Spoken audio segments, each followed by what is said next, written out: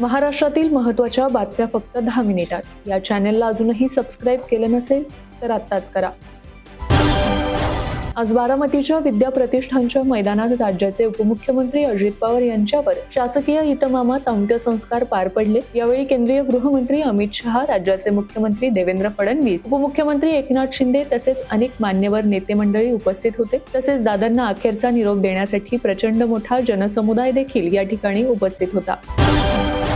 उपमुख्यमंत्री अजित पवार यांच्या अपघाती निधनानंतर 3 दिवसांचा शासकीय दुखवटा जाहीर करण्यात आला आहे. मात्र जिल्हा परिषदांच्या निवडणुकांवर याचा परिणाम होणार नसून या निवडणुका ठरलेल्या वेळापत्रकानुसारच होणार असल्याचं सांगितलं जात आहे.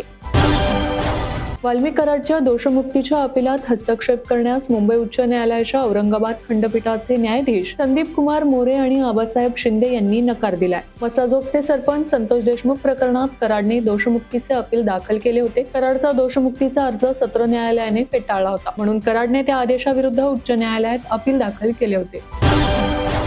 उपमुख्यमंत्री अजित पवार बारामती दौऱ्यावर जात असताना विमान लँडिंगपूर्वीच विमानाचा अपघात झाल्याने त्यांच्यासह 5 जणांचा दुर्दैवी मृत्यू झाला. अजित पवारांच्या निधनानंतर उलटसुलट चर्चा सुरू झाल्यानंतर शरद पवार यांनी यावर प्रतिक्रिया दिली आहे. हा निव्वळ अपघात असून यात राजकारण नाही, यामध्ये राजकारण आणू नये अशी प्रतिक्रिया शरद पवार यांनी दिली आहे.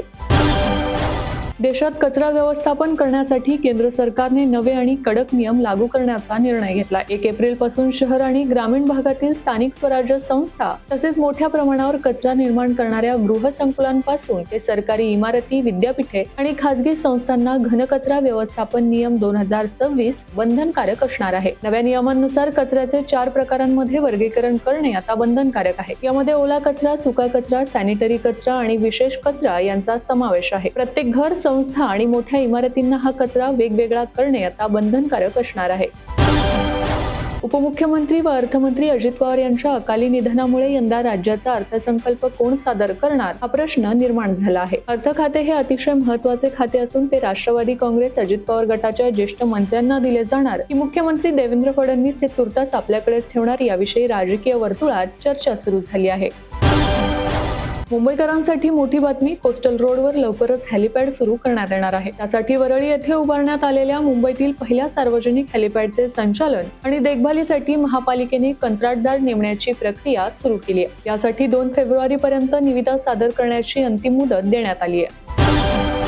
फेब्रुवारी महिना सुरू होण्यासाठी काहीच दिवस शिल्लक आहेत. फेब्रुवारी महिन्यात अनेक महत्त्वाचे बदल केले जाणार आहेत. देशाच्या अर्थमंत्री निर्मला सीतारामन अर्थसंकल्प सादर करणार आहेत. यानंतर देशातील अनेक गोष्टी बदलणार आहेत. दरम्यान त्याआधी काही नियमात बदल केले आहेत. यामध्ये LPG गॅसच्या किमती बदलणार आहेत. त्यासोबतच तंबाखूजन्य पदार्थ महाग होणार आहेत. त्यामुळे फेब्रुवारी महिन्यात सर्वसामान्यांच्या खिशाला फटका बसणार आहे. सध्या ATM मधून 100, 200 आणि 500 रुपयांच्या नोटा येतात, परंतु अनेकदा आपल्याला सुट्टे पैसे हवे असतात. ATM मधून 10, 20, 50 रुपयांच्या नोटा निघत नसल्याने अनेक अडचणी येतात. याच पार्श्वभूमीवर आता सरकार मोठा निर्णय घेण्याच्या तयारीत आहे. सरकार आता कमी किमतीच्या नोटांची उपलब्धता वाढवणार असून यासाठी नवीन तांत्रिक उपाय विकसित करत आहे. सरकार हायब्रिड ATM बसवण्याचा विचार करत आहे, ज्यामुळे 10, 20 आणि 50 रुपयांच्या नोटा ATM मधून काढता येणार आहेत. महाराष्ट्रातील महसूल प्रशासनात मोठा बदल घडत असून 7/12 उतार्यातील फेरफार, न्यायालयीन प्रकरणे आणि महाराष्ट्र महसूल संहितेतील अपिलांशी संबंधित नोटिसा देण्याची प्रक्रिया आता पूर्णपणे अधिक पारदर्शक आणि तंत्रज्ञानाधिष्ठित होणार आहे. यापुढे या सर्व नोटिसा तलाठ्यांकडून थेट पोस्ट ऑफिसच्या ऑनलाईन प्रणालीद्वारे पाठवण्यात येणार आहेत. पोस्ट ऑफिस मार्फत या नोटिसा थेट संबंधित पक्षकारांपर्यंत पोहोचवण्यात येतील.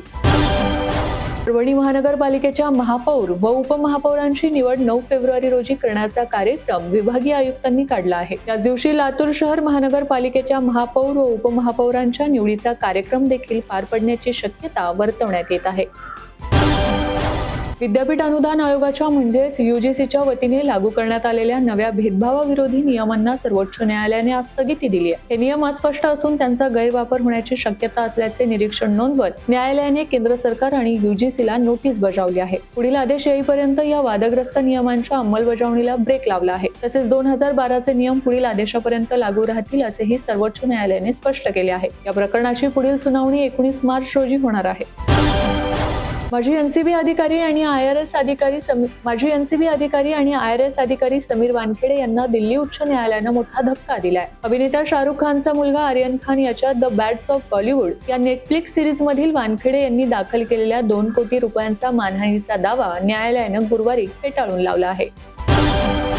प्रजासत्ताक दिन 2026च्या निमित्ताने नवी दिल्लीतील कर्तव्य पथावर झालेल्या भव्य संचलनात महाराष्ट्राच्या चित्ररथाने सर्वोत्तम कामगिरी करत पहिला क्रमांक मिळवलाय. यंदा महाराष्ट्राने गणेशोत्सव ही सांस्कृतिकदृष्ट्या समृद्ध संकल्पना मांडली होती. या चित्ररथाने परंपरा, संस्कृती आणि आधुनिक भारताचा संदेश अतिशय प्रभावीपणे सादर केला. या स्पर्धेत जम्मू काश्मीर राज्याचा चित्ररथ दुसऱ्या तर केरळचा चित्ररथ तिसऱ्या क्रमांकावर राहिला. केंद्र सरकारच्या संरक्षण मंत्रालयाने अधिकृतपणे ही घोषणा केली आहे.